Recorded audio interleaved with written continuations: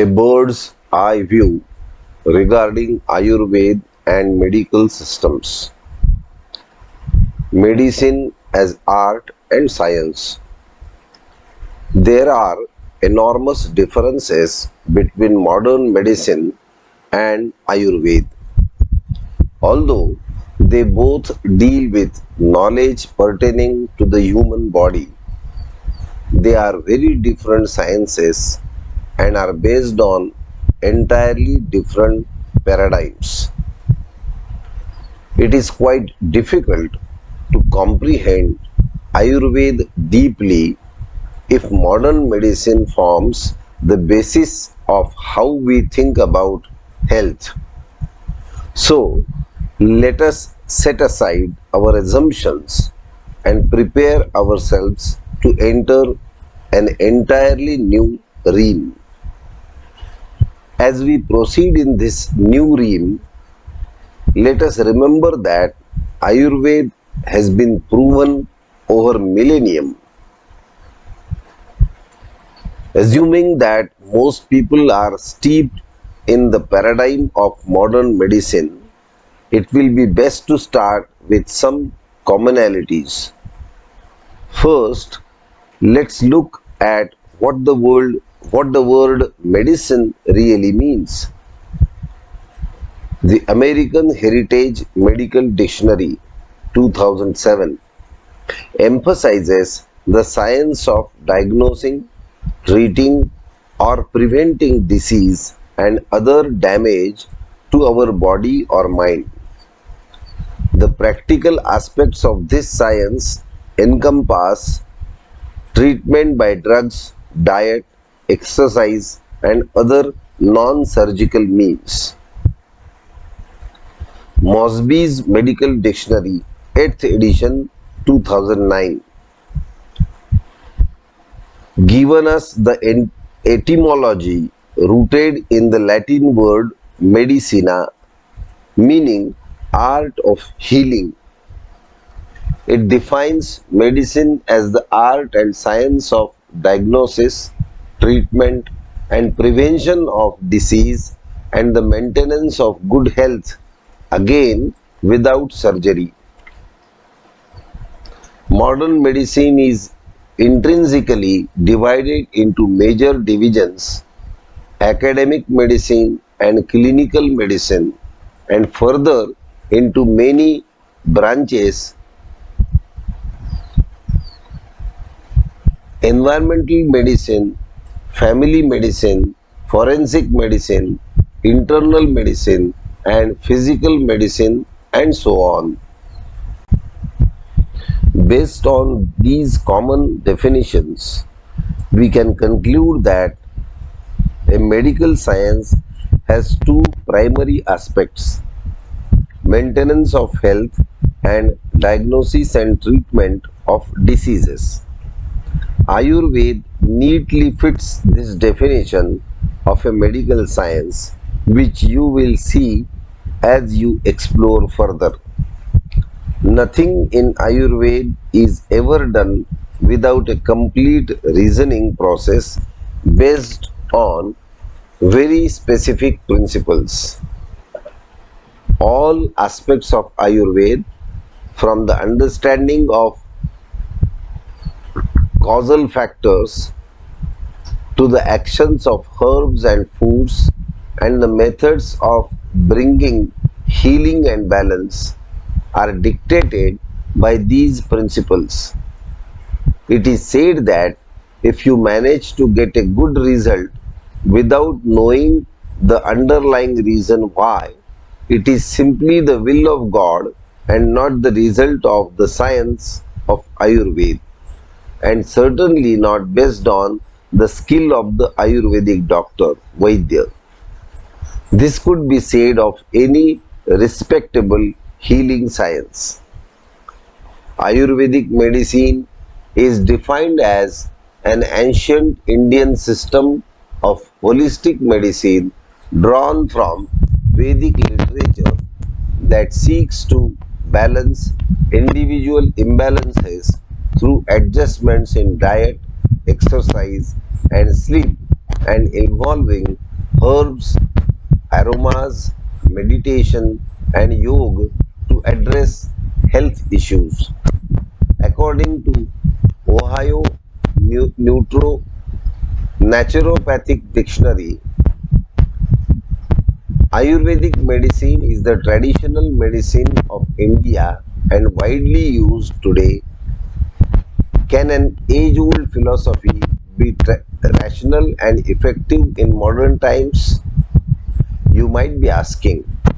Ayurveda goes beyond tradition to a fully conceptualized science with a holistic system capable of guiding healthcare through all of life's stages and in the face of all sorts of challenges. Charakacharya has explained how one should choose a text of Ayurveda amongst many Ayurvedic texts and also explaining the scientific nature of Ayurveda in his text as follows. बुद्धिमानात्मनः कार्य गुरुलाघवम् कर्मफलमनुबंधम देशकालौ च विदित्वा युक्तिदर्शनाद्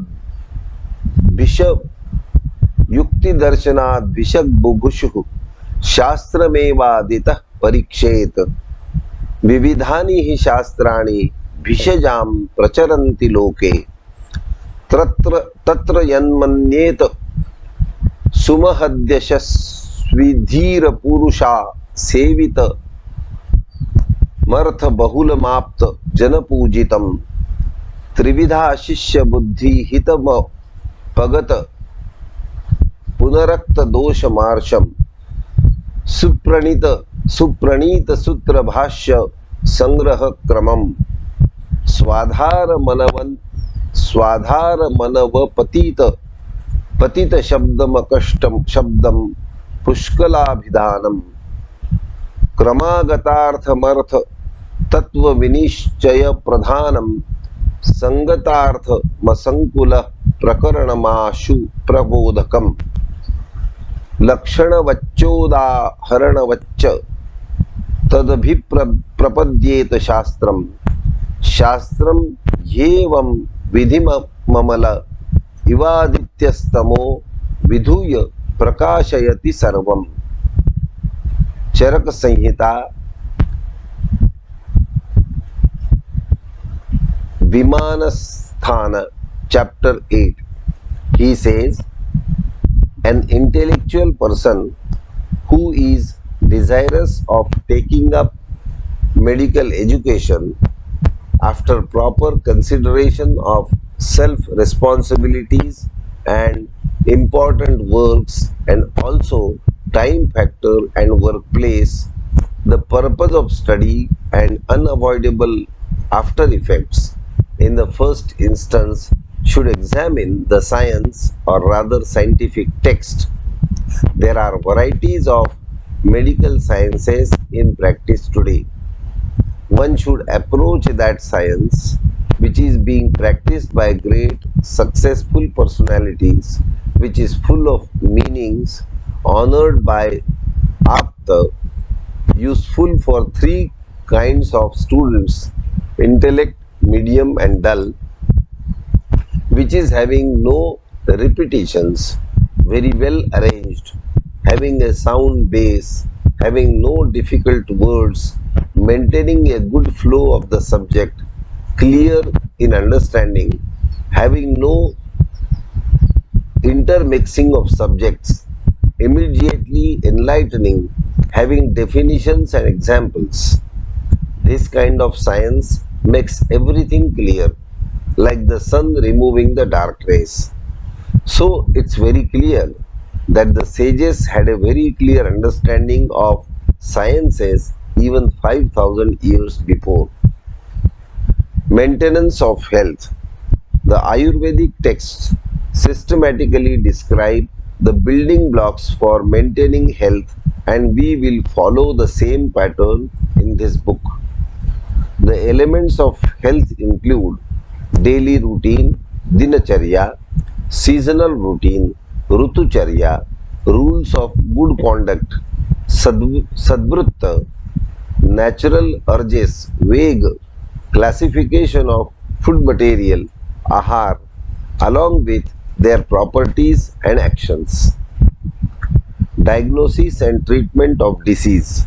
Ayurvedic texts give elaborate descriptions about Ayurvedic diseases, Vyadhi, along with their classification, stages, prognosis, and treatment.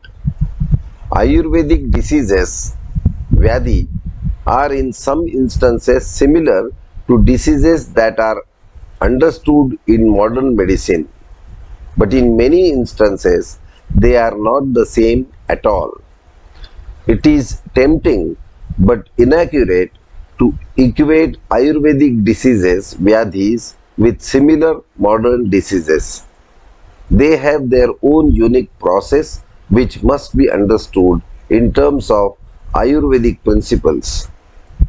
For each disease, the texts explore three aspects: causes, symptoms, and treatments. Identifying the causes and symptoms allow for exactness in diagnosis, similar to the differential diagnosis utilized in modern medicine. Experimental science and Ayurveda. Modern sciences are familiar to us for generations. Ayurveda can likewise be classified as a science since it adheres to the essential meaning of the word science, a systematized knowledge of the structure and behavior of the physical and natural world, specifically related to cause and effect relationships in human health and illness. However, because in Ayurvedic settings there are rarely doctors in white lab coats, computer enhanced examinations, complicated machinery, or statistical analysis of health outcomes, it is sometimes hard to view Ayurveda from our usual notions of what we think of as science. Ayurveda is not an experimental science the way modern sciences are. The principles of Ayurveda are already known, formalized centuries ago by the wisest Vedic scholars and healers. There is no need for further verification as the values and principles have proven effective over 5,000 years of continuous use. Ayurveda can handle the health related problems of today's society. The human body has not changed in that time and neither have the principles of Ayurveda. Ayurveda is time tested and has progressed beyond the stage of experimentation and development of basic principles, whereas modern science, modern medicine is only 250 years old and still figuring out the human being as a whole. Please refer Nobel Prize winning book Man the Unknown by Alexis Carrel. Thinking of Ayurveda in terms of modern science will not do justice to Ayurveda, but there are some ways to begin to understand Ayurveda by comparing it to modern medicine. People often say that Ayurveda should be validated to prove its benefits by using modern scientific techniques. It is difficult for us to think of a science that does not need to be proven with a modern experimental process. But Ayurveda is best validated through its efficacy in individual cases. If in a particular case health is not improved by a treatment, then the Ayurvedic doctor, Vaidya, did not choose the proper treatment or the patient did not properly follow the treatment. The principles are not suspect, but the application can be. Attempting to prove Ayurvedic treatments within the parameters of modern science is not worthwhile because we are dealing with two vastly different paradigms. Realizing the impossibility of this task, it has not yet been addressed seriously. The underlying differences in concepts between modern medicine and Ayurvedic medicine make formulating experiments that test the efficacy of Ayurveda is extremely difficult. For instance, modern scientific experimentation requires standardization across subjects, while Ayurveda prohibits standardization across subjects as the Ayurvedic approach is entirely individualistic. No two bodies are the same, no two diseases are the same, and no two treatments are the same. Ayurveda standardizes the outcome, which is as long and healthy a life as is possible for any individual. When modern science is applied to Ayurveda, its application often nullifies Ayurveda and so cannot be said to be verifying Ayurveda, but only testing the modern application of herbs, diseases, or treatments in a non Ayurvedic diagnosis, treatment, or cure. This practice is more accurately seen as a process of borrowing Indian herbs, etc., to see how they might fit into the modern medical system's pharmacopoeia. In order to truly test Ayurveda, a wholly new experimental system that is congruent with within the paradigm of Ayurveda would have to be developed. Though this is possible, it would be a huge task, and most Ayurvedic doctors, Vaidyas, are more interested in healing individuals than proving the principles they know work. Here is an analogy to help you understand the paradigmatic differences between the science of Ayurveda and the science of modern medicine. Think of an American football team fully suited up and ready to play. Now put them on a basketball court and ask them to play by the rules of cricket with the equipment of beach volleyball. What would the referees do? What would CNN Sports announce? How would we know who won? Understanding cause and effect, a core principle of Ayurveda. I came across a case of a boy of 12 who was complaining of an allergic condition of the eye with itching and redness called as spring cataract. Before coming to me, he was given anti-allergy drugs which he did not respond to at all. He did not respond to local steroids either and started developing a condition called corneal opacity. It was also recommended that he take a systematic steroid. Fortunately, then the case was referred to me to see whether Ayurveda could help. I took the case history and asked questions about his daily routine, his food habits, and its frequency, etc. The boy's parents were surprised about all the questions I was asking about diet and lifestyle for his eye condition that no one had ever asked. Analysis of cause and effect is a basic principle in all sciences. In Ayurveda, it is the basis of understanding and treating illness. In this case, I found that the boy was consuming yogurt, cold water, bananas, and so on. These were all contributing to excessive phalgam which caused this problem in his eyes. He was advised to avoid those substances and was given a treatment for producing vomiting, which expels excessive kapha dosh from the body.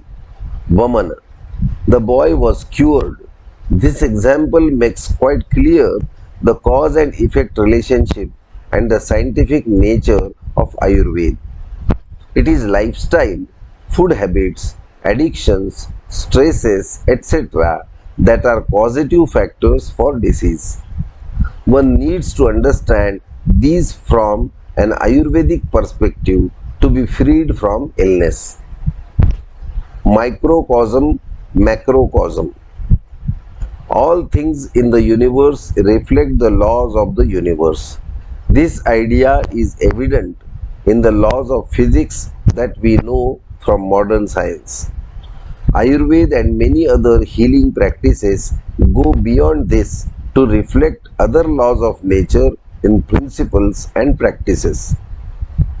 For instance, cold in the world and the body has the same effect.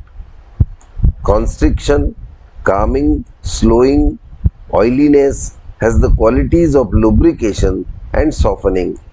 These principles of nature are used over and over in Ayurveda and form a primary source of the wisdom of Ayurveda.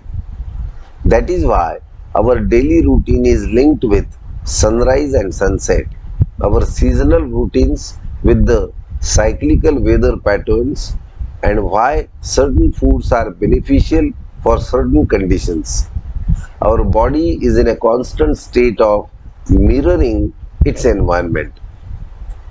With the invention of electricity, we have converted nights into days, upsetting the natural cycle of work and rest.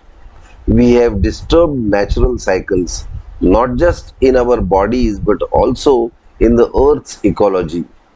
All sorts of diseases are the mutant offsprings of these disturbances, and more are to come as the planet is altered more and more by human endeavors. We are not separate from our environment. The whole society is affected and every individual is also affected. One has to understand this phenomenon to understand Ayurveda. Concepts and misconceptions about Ayurveda.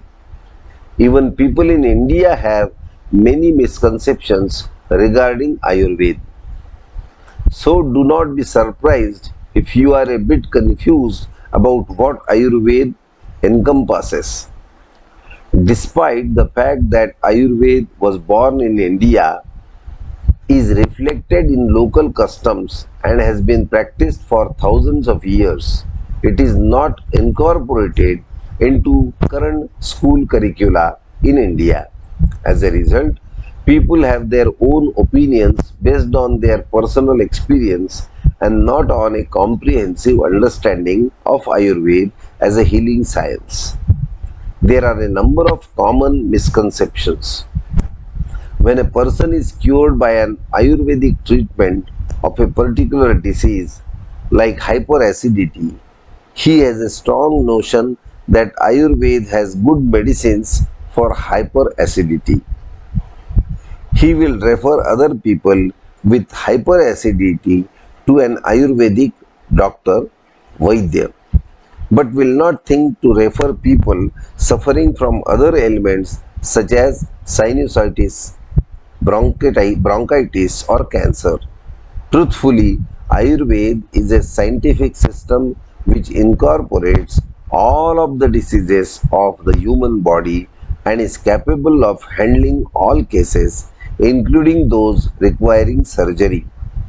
Few people know that about 3000 years before, Sushruta recorded the details of the sophisticated surgical mending of wounds, including cauterization, suturing, anesthesia, and plastic surgery. This is the first mention of surgery that we know of, and the level of advancement indicates that it was not a new knowledge even at that early date. This is evidence that Ayurveda is not just a tradition but a scientific system which has given rise to healing traditions that are practiced in various ways all across Southeast Asia and beyond.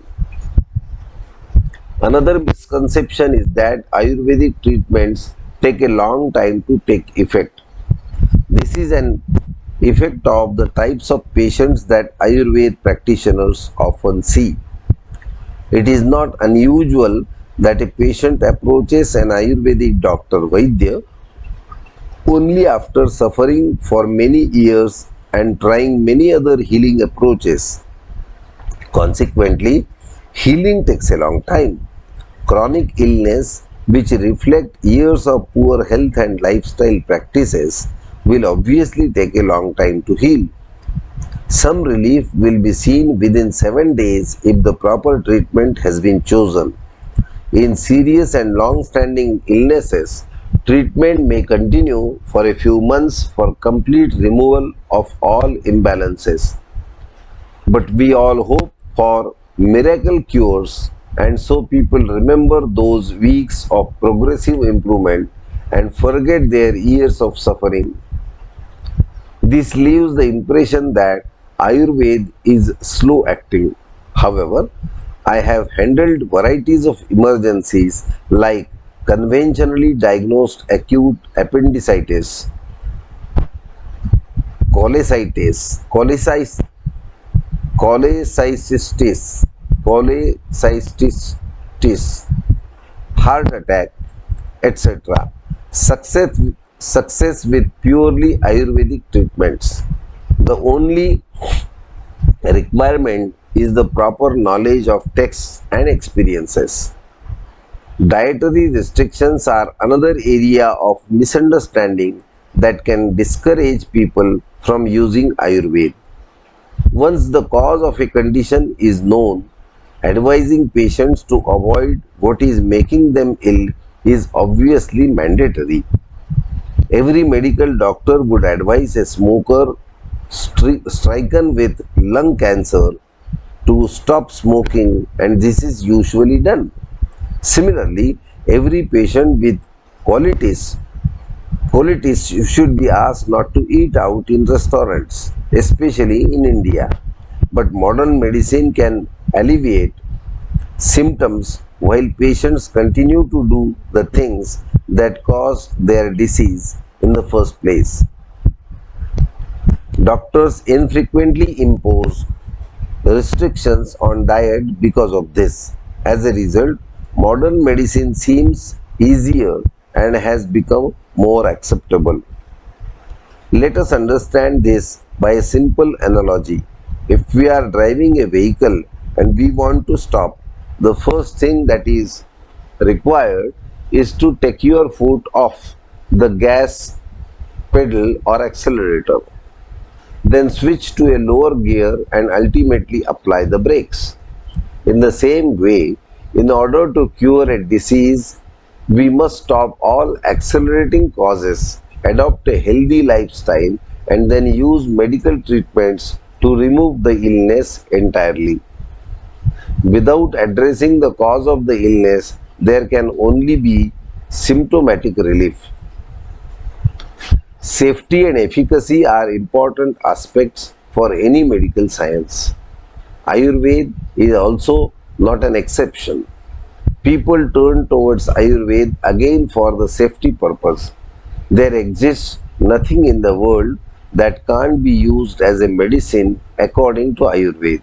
So, it prescribes various medicines from varieties of sources like herbs, food material, earth, ocean, etc.